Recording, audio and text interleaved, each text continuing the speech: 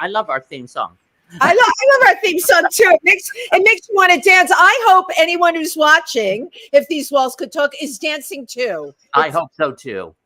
Yes. Well, hello everybody. I'm Tym Moss. I'm Wendy Stuart, and it's great to be here today. Tim, how are you? I'm wonderful. I'm kind of refreshed. Spring is in the air with a touch of summer here and there. It's wonderful. Just a touch of summer. Yes. Only a touch of summer. Last week, Michael Mosto took me out to Serendipity on the East Side for my birthday meal, and we had a ball. Well, we all saw it. My God, Tim, you ordered a monster. It was like a cheeseburger. Right. Well, he kept saying, order more. I was like, I can't eat all this. And you had this enormous ice cream. Everybody was like, yeah, it was the happy birthday, it's my birthday Sunday is what it was called. I love it. And he got everybody in the restaurant singing happy birthday to me. Oh, how fabulous. And Serendipity is such a great place. Now, Tim, it was so super last night. One of our guests that has been on here, Sue Phillips, had a new book come out, The Power of Perfume. Yep. And she had a book signing. So Tim and I went there. You can see pictures on my page, and I'm sure on Tim's page as well. More.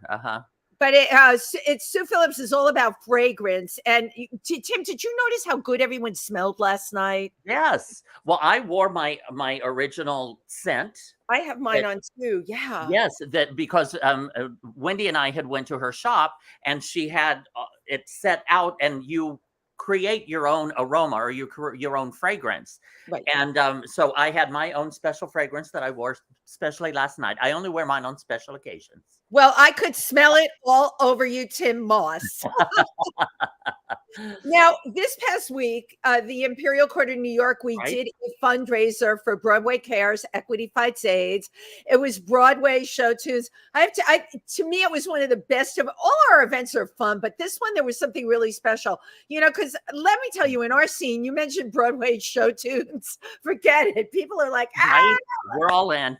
We're all in. So, and it was for a great cause. We all had a wonderful time. I did that song from Chorus Line, Dance 10, Looks 3, also known as Tits and Ass. Tits and Ass, yep.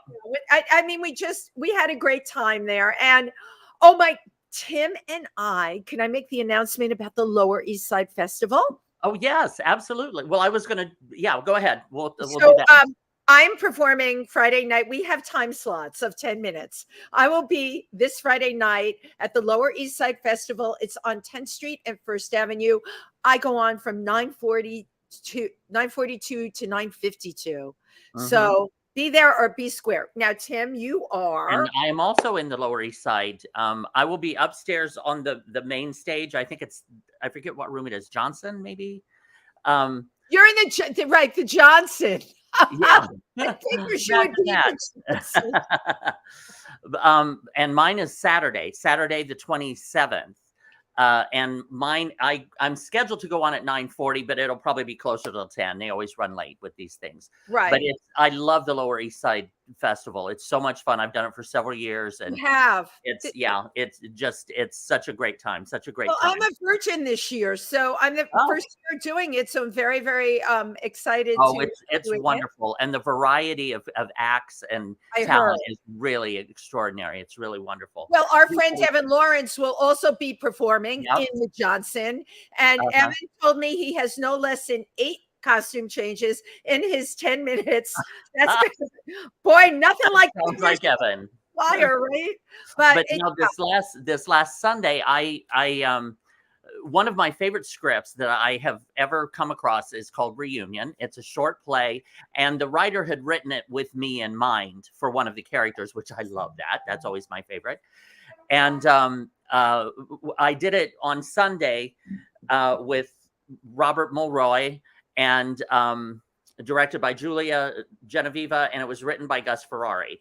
And we did it at a series of short plays. There was several short plays that day, and the audience absolutely went nuts. They were whooping and hollering and a couple screams, and which surprised me. So I just told the writer, I said, we're on to something. So I think we're going to go down to Virginia and shoot it and make it into a short film at the end of the year. So great.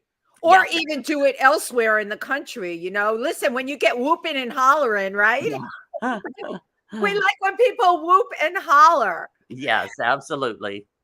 Well, speaking of whooping and hollering, I am so excited about the guest we have today. You know, I've wanted her on here for the longest time. Our paths have crossed a number of times. We work with the same PR people. And she's just so special. And the other thing about her is she is everywhere. People say to me, Wendy, you're everywhere. I'm like, she is everywhere, everything all at once. And she is a light. She's a light in the room. She's beautiful. She's known as the queen of paranormal. She is a pop culture icon, an actress, an author, a radio personality. I mean, you can see her on all of these electronic billboards. She's the host of Hollywood Entertainment News. And I could probably sit here and tell you 10 more things about her. I don't know how she does this and looks incredible doing it. She is a beautiful soul. I would like you to welcome Kadrolsha Ona Carole. Yay. Nice to see everyone.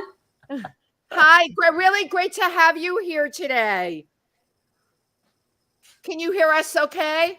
Oh, I can hear you, and I got a lot to talk about. Yeah, I know you do. So, honey, this is your rocking and rolling and dancing, and I was dancing to your intro too. So. Good, yay! Yeah, maybe you should think about producing this. You know, cut it into like something on Spotify, right? Oh, yeah, that would be cool. There you go. That would be cool. Well, welcome to the show today.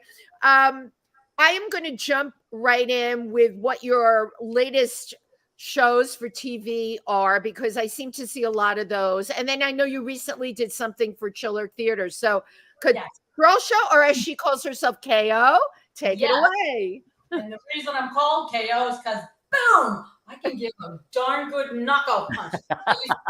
She's fierce. So tell us what you've been working on.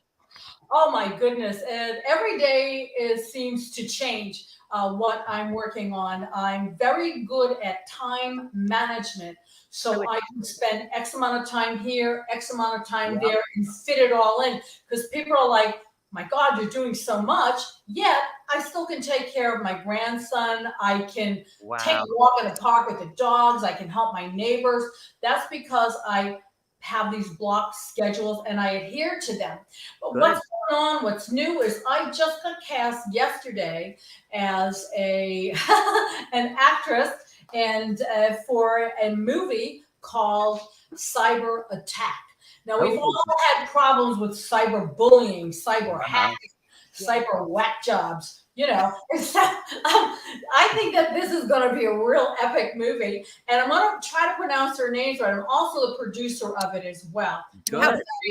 Coming out, and hopefully it will start filming in 1 month. And we have got Akzar Alababha. I believe I pronounced that okay. Sounded good to us. And Michael J.V. Francesco. And they are the producers of it and got a hold of me. A lot of people don't know, but I actually work in PR as well. And so I'm a media partner when it comes to Veterans Green Coffee and a lot of different programs and movies. So I like doing that. I like working with the Comic-Cons, providing press for them as well, because then I get to be a groupie and meet everybody. And then I turn around and see my appearance table. And I'm like, I'm one of them. Wow, this is so cool. So I'm working on that movie. I'm also working on several projects for Kevin Kalun, and he's with Ascendant Film Productions. We're doing Realm of the Waterfall, which is a very exciting film. Also, I'm doing Vice Squad, New York City, and another show, Into Gray, with him. So he's got a whole bunch of projects going on. And I'm also part of the movie The Lost Ship. And it's funny, they approached me to do media at first.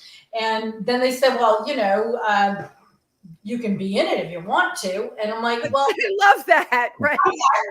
Who wouldn't want to be in a movie? So I sent in, I wanted to do it all right. Like, I wanted to send in something that would show my abilities. So what I did was I dressed up like a German spy and I spoke in German. Get out. I totally no. I did that. I talked about Verlingens Globe and the Lost Ship, and I talked about brood toast. No, nine brood toast. Schnell je Dummkopf. Dummkopf. I recognize that. Schnell. So what I was doing, I was promoting the Lost Ship, and at the end, I had said, "I don't like burnt toast. Get over here, you dumbbell."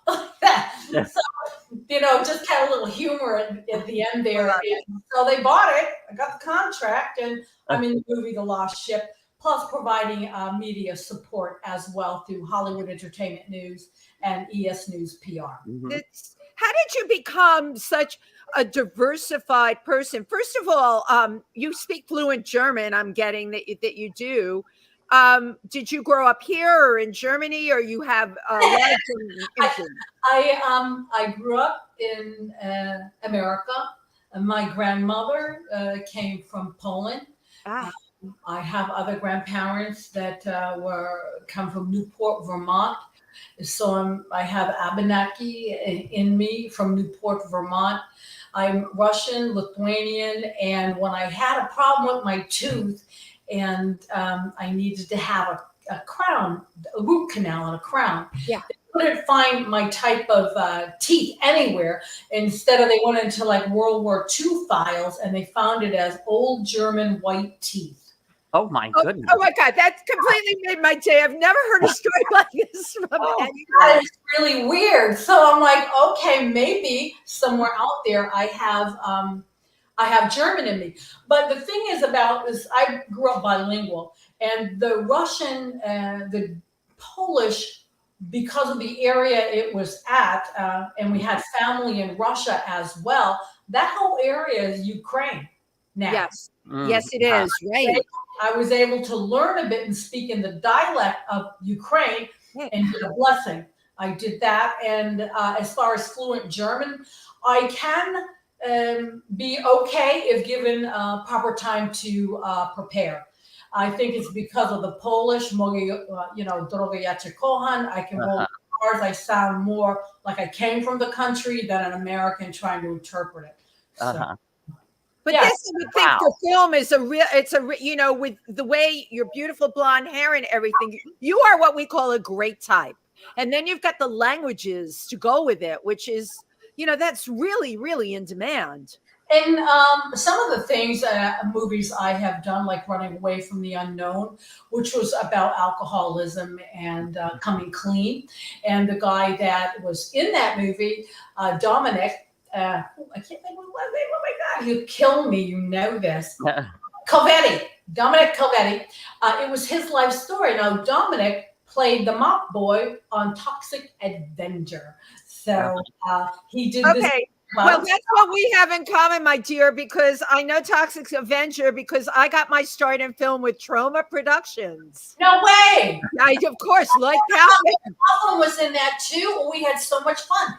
And I was in Squeeze Play. It was about a girls' softball team that took over a small town. I was in every wet T-shirt contest, and I still woke up with nightmares in the middle of the night, hearing Lloyd Kaufman say, "Hose them down." One of the first films I did. How funny! Yeah, that's a small world, I'm telling you.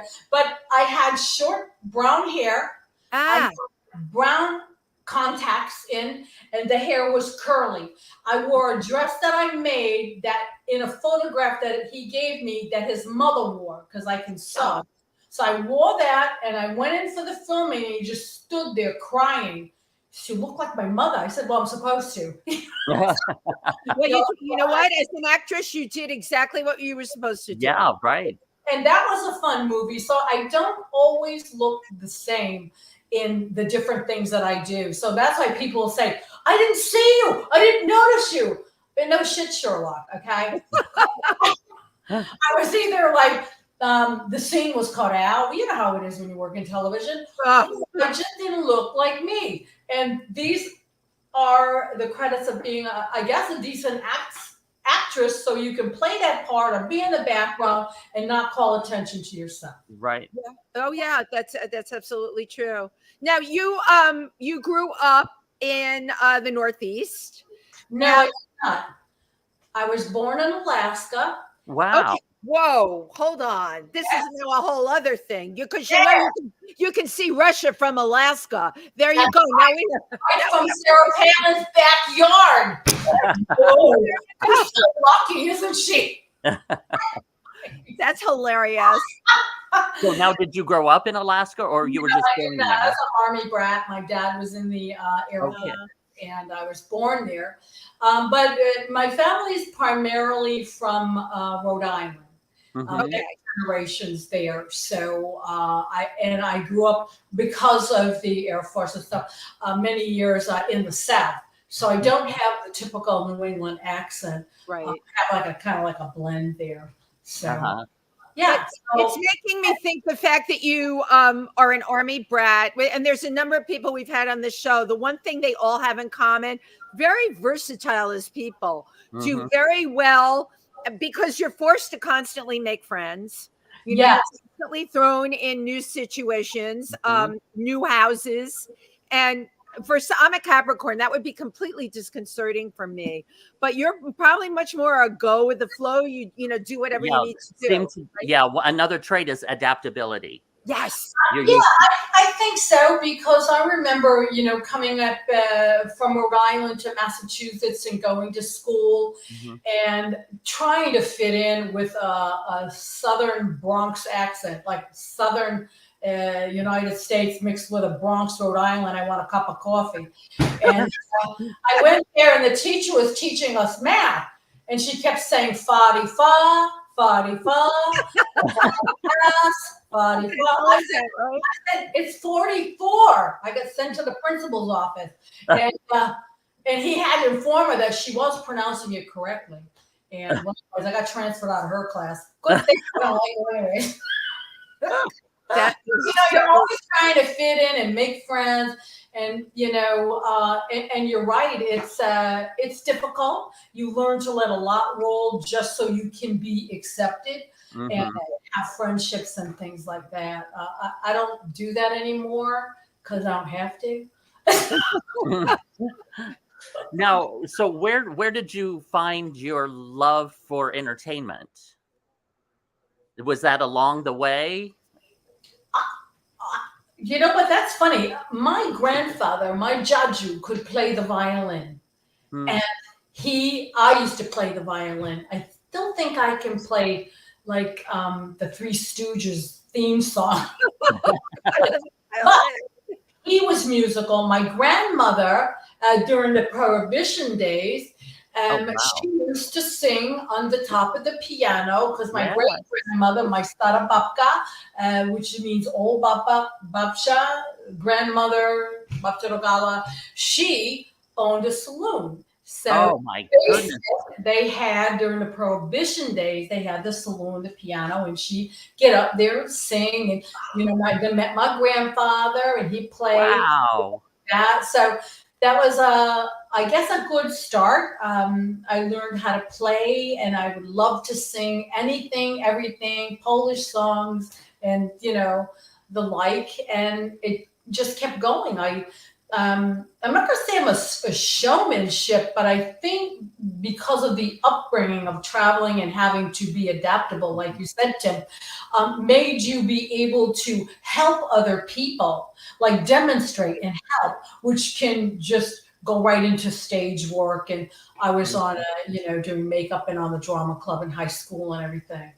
And but also you were saying how a lot of times to fit in, you have to adjust and stuff. So you have to act. Right. That's right.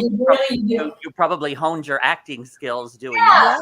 And I used to play the guitar. I still do. What am I used to? But I used to play it in the folk mass when I was 12 years old. Wow. And play at the folk mass and at different, when I got older, at different coffee clubs and things like that in the area. And then I joined different bands and, was a singer. I graduated from Hayes Conservatory of Music, which is part of the Art Latham School in Latham, New York, Art Colony School in Latham, New York. And that's part of Juilliard, and I sang operatically. So Ferlingen's Globe was the song I sang for my graduation, "When the Flowers Bloom in the Spring." And so I went on to become a backup singer for Joe Cocker. And okay, wait. Okay, we're going to stop you right there. You just can't like throw that out with everything else. That is really amazing. A backup singer for Joe Cocker, who was at one point considered the sexiest man in the world. Oh, I loved him. I'll tell you, when he passed away, I cried like a baby. I had such a great friendship with him. And then I did a stint with the Rolling Stones. I took the stage with them a few times, not a lot, a few times. And I sang with Tom Jones at the Chateau de Ville. My God, this is like a who's who, right, Tim? And they're all hot. Yeah, if we'll talk, we're talking. Right, they were all hot, and there you were in the background. Keep dropping the names, honey. Yeah, keep dropping those names. I had a lot of experience with that, and now I'm one of the co-founders of the New England Music Hall of Fame. Right. Nice. We are working with Dwayne Johnson, The Rock, whose father-in-law was Sibby Hussain, who was a drummer for the band Boston. And we're inducting him into the New England Music Hall of Fame. Nice. Real soon. That is so cool. Oh my God. So you're doing that in addition. Yes. And again, time management. It's important. And people laugh, well, I'll do this, I'll do that. Well, if you have it on a piece of paper, the important things you have to do, give it a time frame, and then good. You got that done, so you're not burnt out. Right. And then you can go to the next one. Let's say if it's for 20 minutes, a half an hour, you can get a lot done if you just sit there at the computer. Absolutely. Or telephone call. Limit the call, the business call. Limit it. So then you can make another one. You can, talk, shop another day. But Kadrolsha, I run my life the exact same way. And I have so many people saying all this stuff. How do you do it? You need to slow down. I'm worried about you. And it's like, I compartmentalize it all. And it really, really works for me, right, Tim? And Tim does a bazillion things. Go on to the next thing and do it the best you possibly can. Thank you. Get up and walk around in between, get some fresh air. I don't know, dance around is what I do. Yeah, I do too. Don't be silly, and then sit down with a clear head and hit it again for 20 minutes, a half an hour. Yeah, that's what you do during the day. Now, I just learned something about you as we were talking before the show today that I didn't know. Okay, you have another side. You had another career. Can you talk about what that was? Which of the 10? Yeah, which one? So I want to hear about the law enforcement one. Oh, yes. Law enforcement. Yeah. I always love law enforcement. I have family in the Army. I have family in law enforcement. And thinking you're invincible and thinking all these things, I said, well, you know what? I think I'm going to be a law enforcement person. And so I signed up to go to, first I went to the police department and signed up for auxiliary, and they put you through training, and it's the regular police school. And it was Northeast Regional Police Institute in Tewksbury, Massachusetts. I graduated top of my class in firearms training. And I was very happy with all of that. And then I worked in Lawrence. I worked on Unit 1, the gang task force. And so I thought she's fierce. She is fierce. Yes. Hey, listen, I'm a ghost hunter. I'm not afraid of anything. We'll get to that in a minute. First, back I love being in law enforcement, and I know some women are going to go crazy when I say this, but I truly felt, after getting knocked around a couple times, I would imagine that maybe this job is not for me. I'm not a man. Look at me. I'm not built to take that type of impact. Yes, I can do some things. And no, this is not Hollywood in a movie where right. going to take down a monster. It's not happening. So I decided that I would pursue, I raised a family and all of that. But sprinkled in between all of that, I always did the paranormal. So I went back to that. So now I wanted to get into the paranormal. Yeah, me too. Do you have like special abilities? When did you find out that you did, and your interest in paranormal? When did that start? Well, a lot of people will tell you sometimes they're born into it, or they got knocked in the head by something. I was born into it, all through my mother's line, grandmother, mother. Same thing here. It was my mother's side of the family. Well, it's not my mother, but it was my grandmother and my Kadrolsha, Stara Babka, old grandmother, and all those generations in Poland. Now, from the old country, yes. Yeah, the old country. And my grandmother, my babcha, God rest her soul, she would interpret dreams for us. Oh, wow.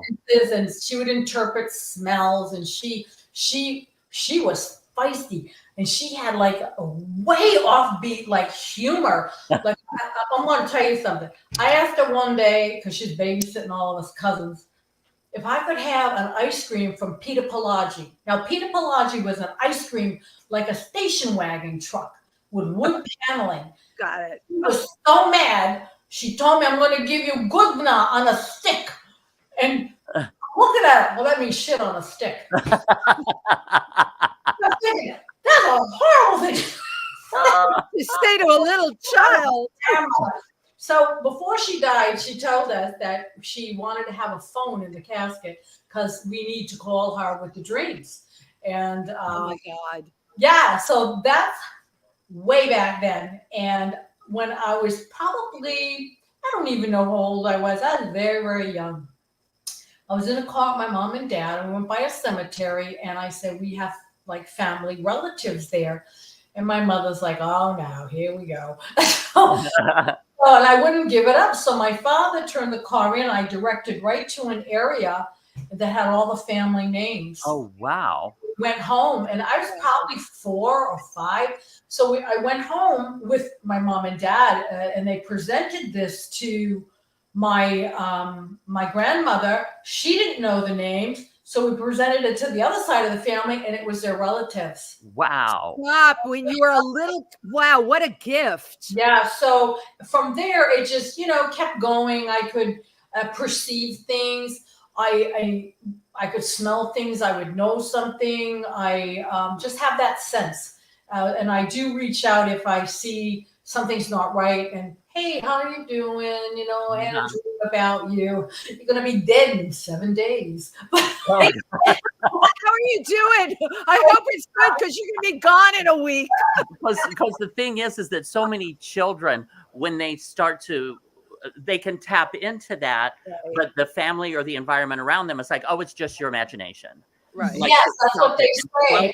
And quelch it rather than to nourish it. And my grandmother nourished it with my grandmother. Nice. My mom, boop, boop, boop, like that. There's no denying. One day, I think I was 16. I came home from a friend's house. I walked in the house. My mother looked at me, and I said, Chacha Connie's dead. She said, no. Oh. Just stop it with that stuff. And chiha, like, shut up. Not even a half hour later, the phone rang. My aunt is Chacha. My Chacha Connie was dead, like that. So you knew it. There was no mistaking it at that point, And kids in school, their parents would ask me things, and I just keep doing it, and I like it. I like the paranormal. I love to go on investigations. And now you've been done like Ghost Hunters and Ghost Hunters International. I went at the events. I'm not on the actual. Okay. I wish people would read my actual bio instead of assuming stuff. Okay. Not you, but I'm just saying. People, and I'm like, but you know what? Especially with the paranormal, KO, you know, this still is something that it's like showmanship to people. It's still entertainment. I take the paranormal super seriously. Me too. I do too. Someone else on the show who does houses in New Jersey, and this woman is so spot on.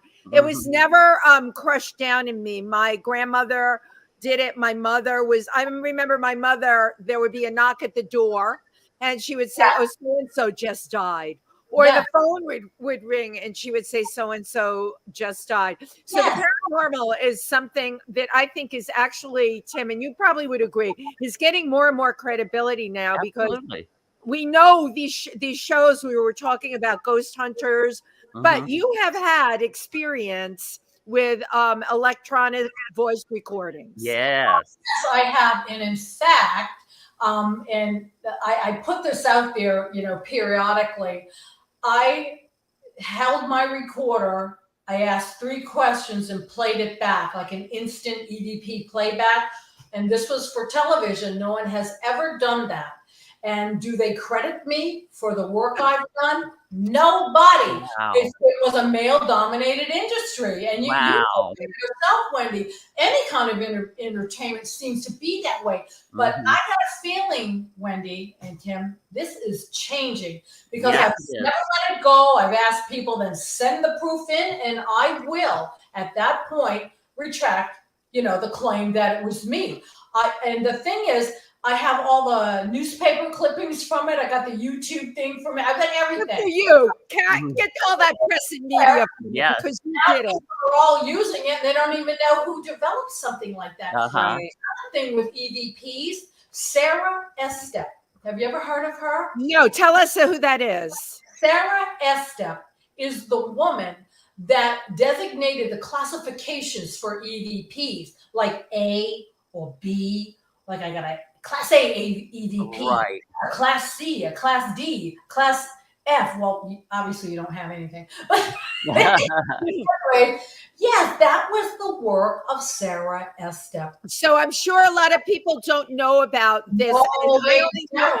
Yeah, so they came up with these classifications. So if you you're in a place and you get the recording of a spirit, if it comes through really clear, that would be like a Class A? Yes, if you can hear it like you and I and Tim talking, then absolutely. That's exactly what it is. Have you ever had a Class A? Absolutely. I've also had a direct response where I asked a specific question and it gave me a specific answer. Wow. Because you can ask a question, but you're still hearing a voice that's clear, but it's not making sense to what you're saying. So I like to throw in a Class A would most likely have to have that direct response with it. So that's what I do. And I challenge anyone again. Right. I've got it all time stamped. Let's see what you have. Well, I wonder if when people are on the other side, like this is still, it's still Brave New World with knowing about this stuff. I wonder when people cross over to the other side, if some are more back in this world, right? And maybe that would affect getting a clearer response on the tape recorder as opposed to a soul that is more lost. You know, they do say, KO, that people are trapped between 2 worlds. There are people that have a foot in each world. I mean, this stuff is just so new. But I love that you were able to do that. I was on a ghost hunt and I remember hearing the breathing of the spirit, and it wasn't anybody that was in the room with I hate those people that try and make out like it's showmanship or charlatanism, you know. It's ridiculous. I just say all these paranormal shows, every single one of them, it's a show. It's entertainment. Filming 5 to 7 days in a row to come up with what, an hour? Right. Tell me if that's real.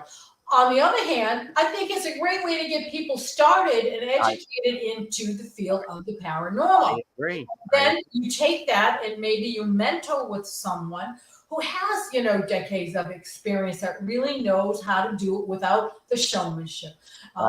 Now, the education. Now, you were inducted into the Paranormal Hall of Fame for your work with EVP, which again is the voice phenomenon. EVP that I had did. It was the being the first one to do the playback on television that no one else could do. Wow. I even had, you know, these so-called famous ghost hunters writing me, blah, blah, blah, blah, and I just said, give it to me, post it, challenge me. Yeah. No one. They all back down because they don't have it. Yeah. They might have hours worth of EVPs and they looking through all the hours worth of the audio, but I did it in QuickTime and just played it. And I love it. yeah, so I look at it like this, you know, I give credit where credit is due. And if you don't give me credit, I'm going to take it from you. There you go. Good for you, girl. You go. Did you ever see the movie The Changeling? Oh, It's George C. Scott. yeah. The Changeling? Wait a minute, I'm lost. What did you say? The movie. Did you ever see the film The Changeling? Yes. Yes, because whenever I think of EVPs, I always think of that movie when the little boy started talking on the response on the recordings. Well, there you go. Yeah. No. Kale, I'm dying to see the video that you sent us today. I was just going to say, because we want to, you're also with your acting. Oh, this is something. Yeah, so let's take a look. Why don't we take a look at the video? The video that was sent in by Kadrolsha Ona Carole. Did I say that correct? Yes. Yes. Perfect. Or KO. Oh, easy. Yes, we'll take. Whoop. Yep, we'll take a look at the video now. There it is. Sitting here with Larry Thomas, Soup Nazi from the Seinfeld show, and he's got a wonderful positive message for you. Hi, I just want to tell everyone to keep moving forward. We are having some difficulties in the world these days. We need the kind of understanding that we were looking for when I was growing up in the 60s.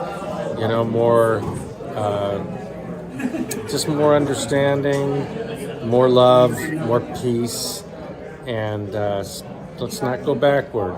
We need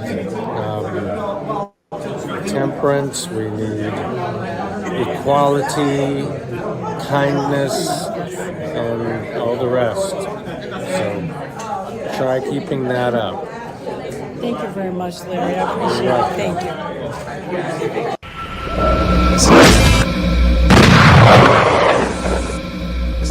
This is Kadrolsha Ona Carole, Queen of the Paranormal, and you're watching Supernatural News Bullets. The Talisam. They hide in dark attics and barns. The Talisam is a hellish Bulgarian creature that comes out at night to terrorize children. It hides in dark attics and barns. It has a snake-like body and large head. It wraps itself around children and devours them. Thank you for watching Supernatural News Bullets. I'm Kadrolsha Ona Carole, Queen of the Paranormal.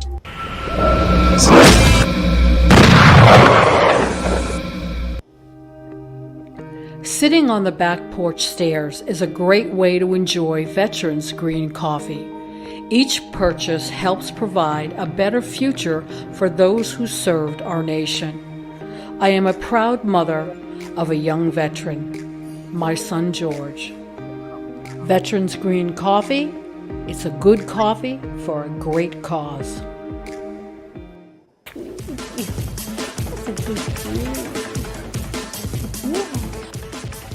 Welcome to Hollywood Entertainment News. Those of you that love dogs like I do, I have got an episode for you. I truly do. Get down? Okay, fine. For Hollywood Entertainment News. And like I said, if you like dogs, I have a segment for you. Have you ever heard of the name Jerome Lester Horowitz? Well, you might not know him by that name, but you will know him by his nickname, Curly of the Three Stooges. Now, Curly was an animal lover, and you can see lots of his pets in the footage of the Three Stooges. He would go from town to town wherever they filmed, and he would collect stray animals. And then he would find them nice homes, feed them. It was a wonderful, wonderful gesture on his part. And his brother, now do you know who Samuel Horowitz is? That's Shemp. Shemp was the opposite of Curly. Shemp did not like animals one bit. In fact, he used to travel with a big stick so he could hit them, get them away. But the one thing that Shemp did love was his very own dog, a collie named Wags. I hope you like this information. It is so positive when we can find people that love animals and put them in their work daily. This is KM from Hollywood Entertainment News. Bye-bye.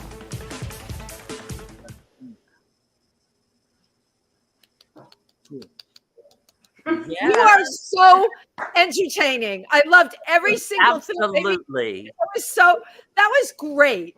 That was great. And it was everything I expected because I have followed you on social media. You know, we're all friends. And I mean, this, there's such an honesty to what you do and an integrity and a love. And you have a positivity to you that the world needs a lot more of. Thank you very much. What I wanted people to know was when we do celebrity shows, it's not, oh, he was caught with a diaper walking down the street. I don't think that's funny. I think that's disgusting and very sad to pick on someone like that. Right. Thank you. So what I like to do is let's shine a positive light. And there's two different ways. We have the celebrities giving positive statements, which I want you guys to do. That's right. I love you, Wendy. And now, Tim, you have to do it. Hold the camera sideways and give me a positive message. And I'll introduce you and do all the editing. But that is going really well. And also we have the little longer versions like you just saw with the Three Stooges. And this is information that honestly I didn't even know. And I'm like, I think people should know this kind of stuff. I agree. About the celebrities, whether they passed away or not. And there was one that I did with Carole Lombard and Lucy. Wow. And it was amazing because Carole Lombard, Lucy had a dream about Carole Lombard after she passed away. She didn't know whether she should leave the movies and do the I Love Lucy show or what. So Carole Lombard came to her in a dream because Carole Lombard passed away in a plane crash.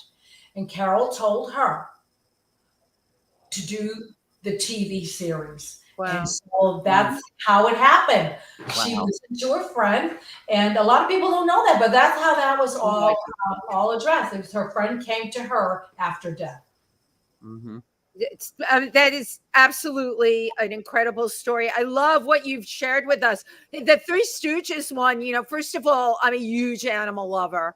I live with two rabbits, a cockatoo, and a chihuahua. Nothing is caged in a New York apartment. I'm really nuts. But, the fact that you chose to shine the light on Curly, who I had no idea he was an animal lover. And there you are. You've got, that was a Boston Terrier that you were holding. Yes, he was a baby. That's the rescue dog. We have two other dogs. One is a Neapolitan Mastiff mixed with God knows what, hound dog. And then I have a full-bred Australian Shepherd. And, they're so smart. Wow. Terrier is full-bred, but they were all rescued from different not-too-good situations. And we have the Neapolitan Mastiff. He's 10, and the other two are turning 9. So, and then I got a kitty who's turning 19. So it's crazy, and I do rehab. It's crazy. The attack squirrel thing here. I rehabbed a squirrel. I knew it. When it really didn't have much chance of living, and I had it in my bra for 3 weeks, giving it eye dropper food. Oh my God, that's great. No one wanted to take her. They kept saying, "Get her euthanized." And but you didn't. You kept her close to you. Right in my bra. I will be right back. Yeah. Oh my God. Kept next to my boobs. Yes, because you kept her warm and you kept her safe. Yes. And you became the mother. So you successfully rehabbed the squirrel. Yes, I did. How And amazing. many years ahead of her, I guess. And does she come back? Like when you released her, does she come back and see you? Sometimes they do. what I do is she ended up at a rehab facility because they were able to, the squirrels around here would have killed her. Yeah. And you're not allowed to have squirrels in New Hampshire. So Right. I did the legal and the proper thing by making sure she had a better home. And I visited her and all this other stuff. And eventually she didn't care if I came or not. So she had her own life going on and it's all good. She didn't care about your boobs anymore. They were grown. Everyone What a heck of a squirrel story. So you I love reading people's social media, traveling on the buses and subways in New York. That is actually what I do. I'm constantly scrolling because I find out so much about people. You had an incident, I guess it was a couple of months ago. There was a terrorist at the school or something. a couple of months ago, a couple of years. Maybe there was something that happened recently, but then there was another story you told about something happening at the school.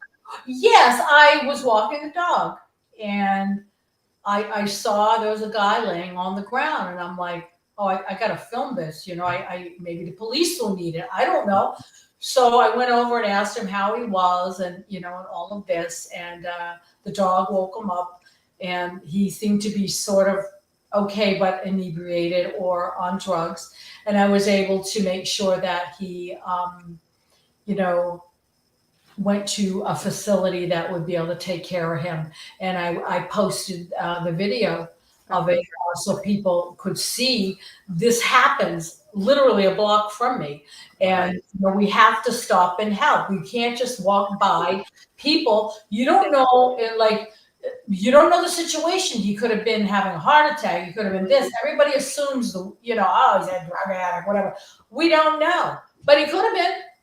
But you don't go on that assumption. You get help for people. That's what you do. But what is it in you that makes you care about a hurt squirrel, that makes you want to walk over to someone you see that might need help, that makes you not think about your own self and what could happen, that makes you understand that situation that the universe has put in front of you is something you can affect? Where does that come from within you? I have no idea. I mean, my kids are like that too. We're all very helpful individuals. And, but believe me, I am prepared. I carry a mace and a knife. Nice one, by the way. You have a nice knife that you carry. Very nice one. But you never know. And you don't want to get too close because you don't know the situation. That's another reason why I filmed it. Because I wasn't sure what could happen, not happen, like that. But you always think of safety first. If you don't know what to do in the situation, just call for help. Don't intervene. If you haven't had proper training or know how to do something or the right way to approach people that have mental health issues, call for assistance. That's so important. I'm also a chaplain. And what I do is I provide services free of charge for veterans, young veterans going through alcohol and drug rehab. That's why I kind of have the training. I was able to be able to help this gentleman. Wow. And your son is a young veteran too. When we saw that spot about coffee. He is a young veteran who is in need of a laptop. And he says, I just want to go to the store, a couple $100. I'll get myself a laptop. And I said, no. What we're going to do is call Veterans Green Initiatives or Veterans Green Projects. And what they do is they use disabled veterans that refurbish computers, electronics, a whole array of things, and at a very significant price. I mean, it's a low price. So he was able to get, they were doing this thing I had seen because I do the bumper commercials for them. It was $99 for the laptop. He received one refurbished at a value of over $400 came 2 days later. It was like a miracle. My son was like, oh my God. So we are definitely doing a big thank you commercial regarding that and all of the things. So, you can get into veteransgreencoffee.com, and I'm sure there's a link from there. But all the proceeds go to helping the veterans. And I, again, free of charge, do their bumper commercials. I think it's important to help.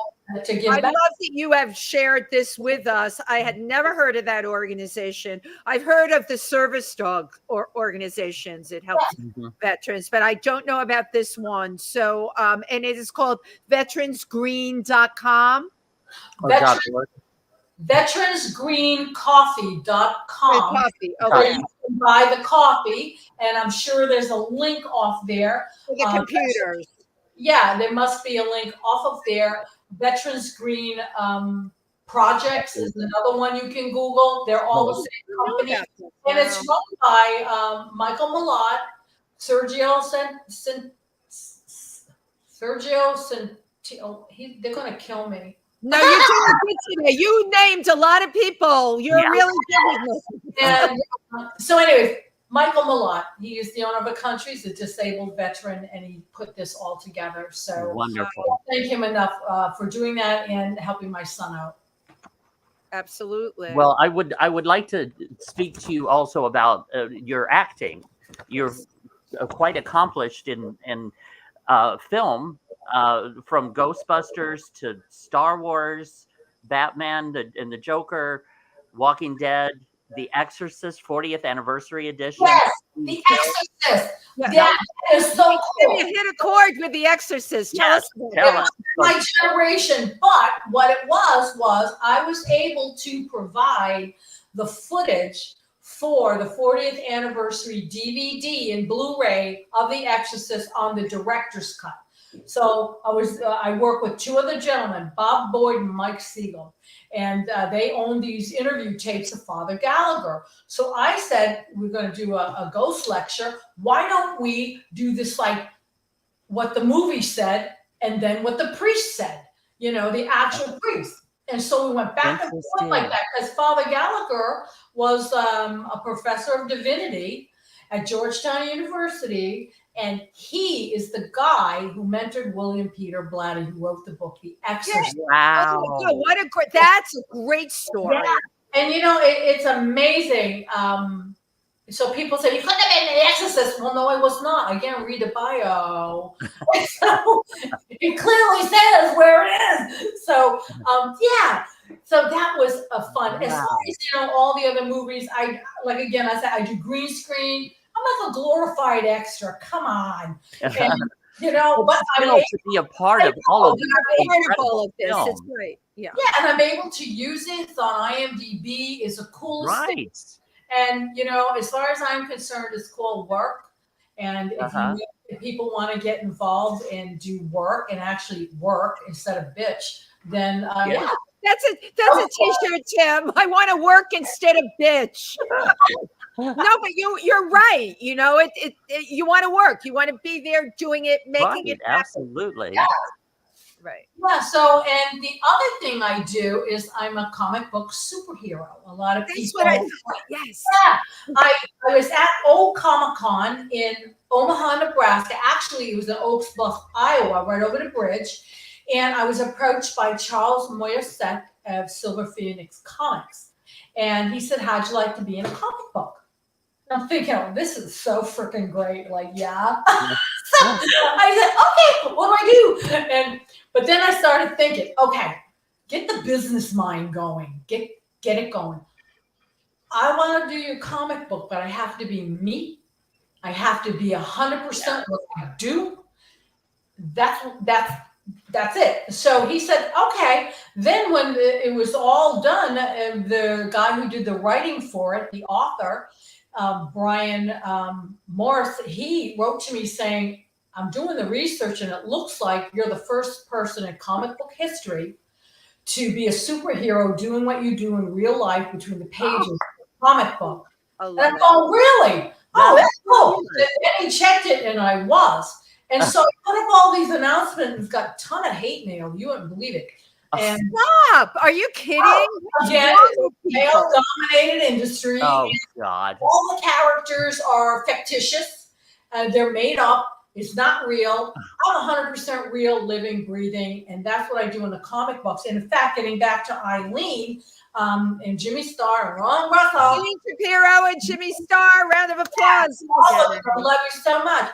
We went out and we went to Kings Park on Long Island. I don't think a lot of the buildings are there anymore, but we got permission. I had my folder and everything with me. In fact, I think we're the only people granted permission to go inside of the Kings Park Asylum. And it was difficult getting in. We had to climb up a tree to the second floor, I think, to climb into the window. And we brought a celebrity with us. And I'm not going to say who it is, but go to YouTube. Oh, come on. You have to tell us who it is. It was Ricky Rebel. We brought him. And so he got so scared. He's going, please, please get me out of here. Gail, please get me out of here. So she walked him back to the window and came back. Ricky wouldn't go in. Now, whose idea was it? Was this Eileen Shapiro's idea? To do the ghost hunt? No, to do it in this asylum. You know what? I think we were all throwing ideas out, and where I had been there several times before, Right. it was just one of those things. And it was serious. Let's face it, it's a ghost hunt. And it was creep ass like you had no idea. I heard that from Eileen. I did. It was Here we real are, creepy. trying to be composed, and all these wacko things are happening. But me being so naive, which I can be, Ron, he was saying something about a glory hole in the wall. I didn't know what the hell it was. I'm going, You didn't know what a glory That hole would be Ron.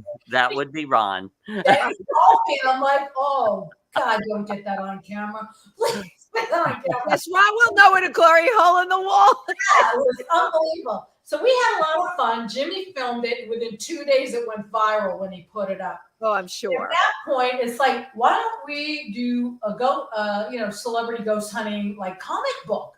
And that went real well. And we sold a lot of copies, and there's still copies for sale through Jimmy, Eileen, Ron, and I.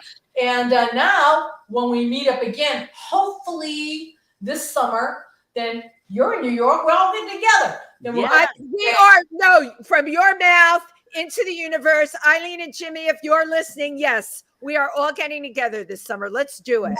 Let's get together and let's do another ghost hunt. Him and I would be there in a heartbeat. Absolutely. Well, I have a good headlamp too. It helps when all you that stuff too. It's crazy. I just wanted to say hi again to Cindy D'Amato, and I wrote down a couple of people. Jay Don Huff is a good friend of mine, a horror producer, and Nick Charles, and just a whole bunch. Jimmy, Ron, Eileen. I could go on and on and on. Well, we've got a bunch of people in the comments. Firstly, Kadrolsha Ona Carole, tell everybody how they can reach you. How can they find out more about you? Do you have a Don't website? call me. Don't write me. Don't anything me. I'm tired. You can go to, very easy. I'm on Facebook, Kadrolsha Ona Carole.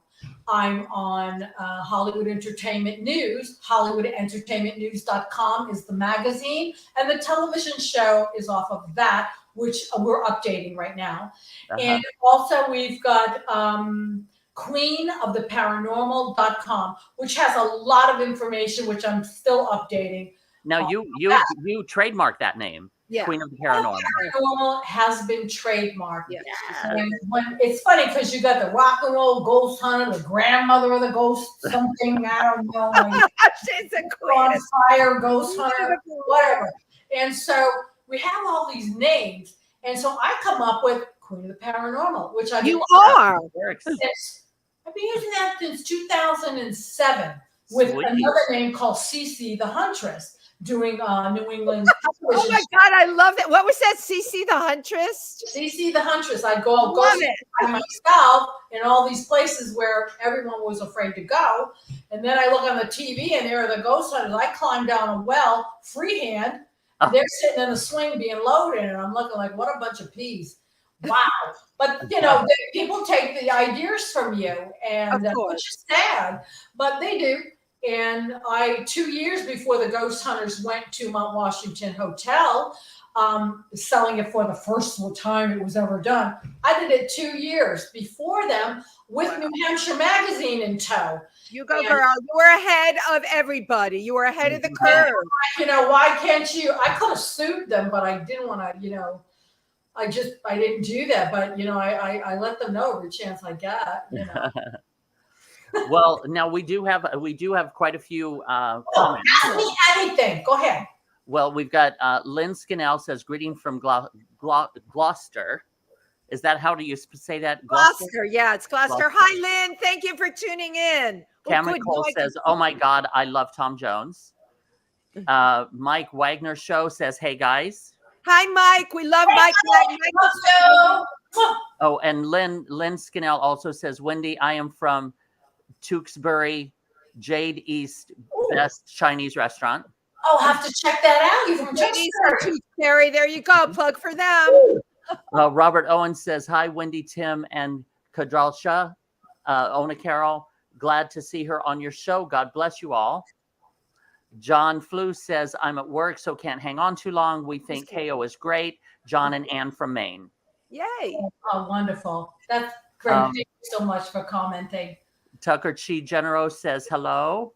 That's Suze Genero from. She's a wonderful designer. If you need costumes, go to Suze. And she's near you. She's in your neck of the woods. Oh, excellent. Thank you. And Jenny Bookwalder says, I have walked through the tunnels of the old, I can't, my eyes are having. The old torn buildings where I worked at the state hospital. Oh. It's going to be very scary. Yeah, Jenny knows. Was that the Tewksbury State Hospital tunnels? The state hospital tunnels. She's from Indiana, so I imagine. Oh, all right, okay. A state hospital's a state hospital. Once those buildings are abandoned, they're like, woo. Yeah, there's a lot of weird energy there. Yeah. A lot of times I find that. Logansport. She just said Logansport, Indiana. Yeah, a lot of times I find that these locations that people go to and have these large events, they've been done to death, really, and a lot of the.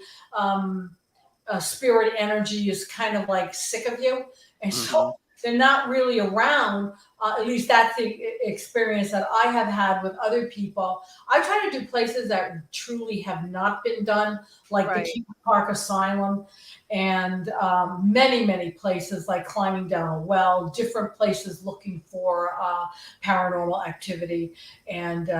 But don't you believe, KO, that I believe this? I worry about the spirit attaching to me. I'm the type of person that could happen to. The spirit attaches to you, and then you end up bringing it into your personal space. I've been told that can happen. Well, people say that can happen, and they also say there's a lot of demons and devils around too, and that's extremely rare. I think if you are solidly rooted in your belief system, nothing's going to attach to you. And if they do, bring them home. What do they want? What do they want? Maybe they need something from you. Maybe help them. Look at it like a compliment. The reason they're reaching out to you is because they know that you believe in them. And that simple belief is set them free. So think of it a different way. Not everything is negative. And I tell people, you can bless yourself. You can use white sage, put a circle around you counterclockwise. And counterclockwise, I don't know why. I've been Googling it, can't figure out a reason for that. But do it anyways. And usually things don't come home if you take precautions like that. But again, if they do, ask them what they want, and you can show them the window, show them the door. What can you do? Bye-bye. No, seriously. Say you can stay here if you're going to be good. If not, we'll call in KO. She's going to come get you out of the house. You're right, KO. Yeah, she rescues squirrels. She rescues dogs. She rescues ghosts. She does it all. You have been so fabulous.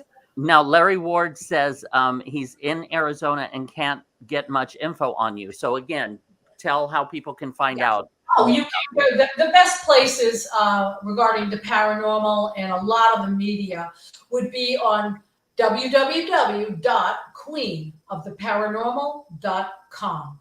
Period. You can also Google that if you wanted to, or Google my name, and a lot of information will come up. Yeah, that's easy. Yeah. Mm-hmm.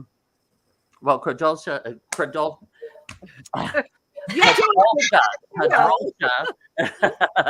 Ona Carole, thank you so much. This has been absolutely fascinating chat. Great. Yeah, really. Wonderful show. Thank you so much. And all the best. You are an angel, and I surround you in white light. You are a delight. I love the energy that you're bringing to this world. So thank you. I appreciate it. Thank you, Tim. Thank you, everybody, and also have a wonderful time on Cyber Attack. Yay, Cyber Attack! All right. Thank you again. Thank you, everybody. Have a good one.